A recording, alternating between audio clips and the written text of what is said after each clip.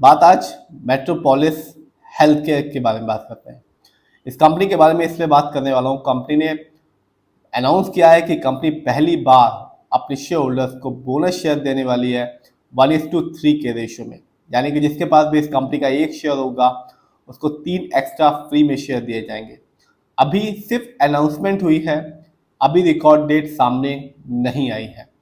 अभी कंपनी ने एक्सचेंज को नहीं बताया कि कंपनी कब ये शेयर देगी। तो बात आज मेट्रोपोलिस हेल्थ केयर के बारे में करेंगे। ये company leading Indian diagnosis company है और इसका जो चेन है वो ना केवल इंडिया में है, इंडिया के बाहर भी है, मिडिल ईस्ट में भी इसका प्रेजेंस है। और अनाउंसमेंट ये हुई है, कंपनी ने एक्सचेंज को ये बताया है कि कंपनी अपने शेयर होल्डर्स को बोनस शेयर देगी। पहली बार कंपनी अपने शेयर होल्डर्स को बोनस शेयर देने वाली है 1:3 के रेशियो में। यानी कि जिसके पास भी इस कंपनी का एक शेयर होगा उसको 3 फ्री में शेयर मिलेंगे। रिकॉर्ड डेट नहीं आई है, जब भी आएगी तो हम आपको जरूर बताएंगे। नजर डालते हैं इस कंपनी के शेयर प्राइस पे। तो आज इस कंपनी का शेयर प्राइस जब मार्केट बंद हुआ तो उस समय था 1972 रुपीज़ 50 पैसे का। और आज कह सकते हैं कि इस न्यूज़ की वजह से इस कंपनी ने आज के दिन अपने शेयर होल्डर्स को 4.03% का रिटर्न निकाल के दिया। लेकिन जिसमें भी आप पैसा लगाएं उस कंपनी के लॉन्ग टर्म रिटर्न को देखें, तभी अपना पैसा किसी भी कंपनी में लगाएं। बात करें इस कंपनी की, तो जब मार्केट डाउन था इस कंपनी ने निराश भी नहीं किया और अपने शेयर होल्डर्स को मालामाल भी नहीं किया।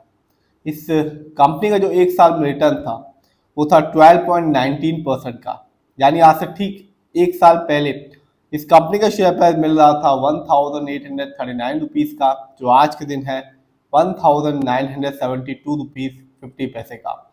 तो बहुत ज़्यादा इस कंपनी ने एक साल में अपने शेयर होल्डर्स को रिटर्न निकाल के नहीं दिया।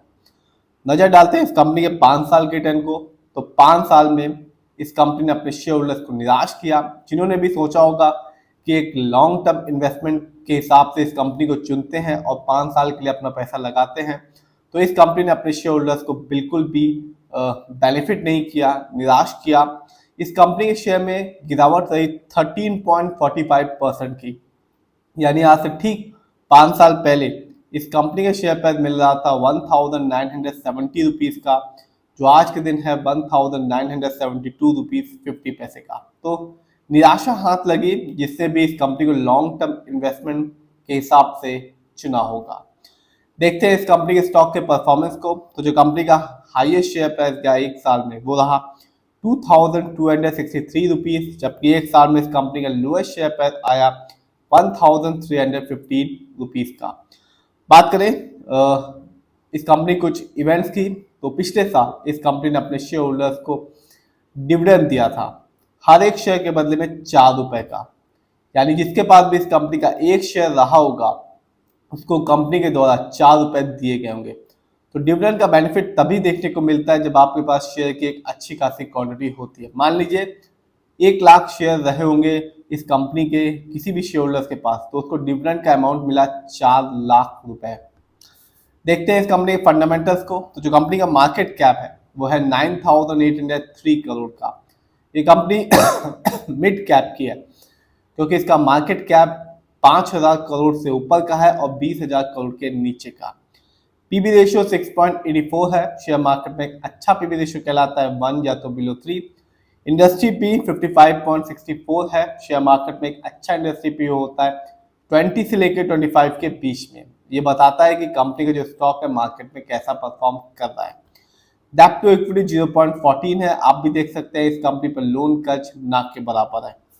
आरओई 11.05 है, ना तो बहुत ज़्यादा है और ना ही बहुत कम है, क्योंकि शेयर मार्केट में एक अच्छा आरओई कहलाता है 15% से लेकर 20% के बीच में। आरओई ये बताता है कि कंपनी किस ढंग से किन प्रोजेक्ट्स में हमारे पैसे को, यानी कि रिटेलर्स के पैसे को लगा रही है। यदि सही से लगाती है तो फ्यूचर में एक अच्छा खासा रिटर्न देखने को मिलता है। यदि कंपनी सही से पैसा इस्तेमाल नहीं कर पाती है तो रिटर्न पाने की संभावना कम हो जाती है। इस कंपनी का जो ईपीएस है वो है 30.65 का। शेयर मार्केट में एक अच्छा ईपीएस कहलाता है 80 और उससे ज़्यादा का। ईपीएस ये बताता है कि कंपनी ने लास्ट एक साल में कितना कमाया।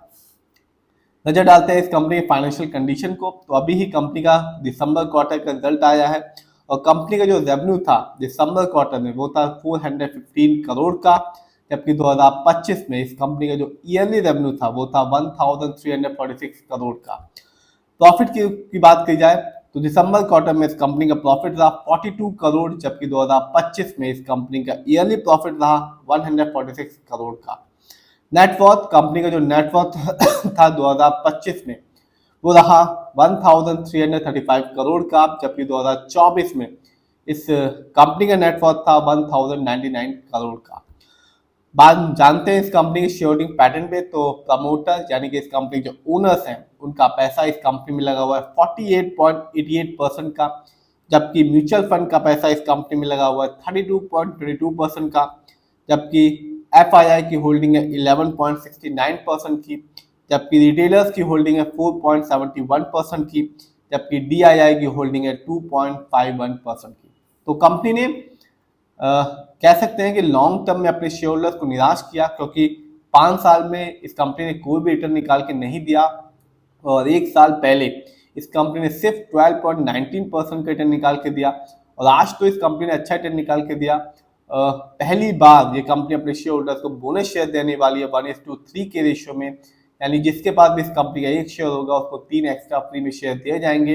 अभी कंपनी ने एक्सचेंज को रिकॉर्ड डेट नहीं बताई है और पिछले साल इस कंपनी ने अपने शेयर होल्डर्स को डिविडेंड दिया था हर एक शेयर के बदले में 4 रुपए का।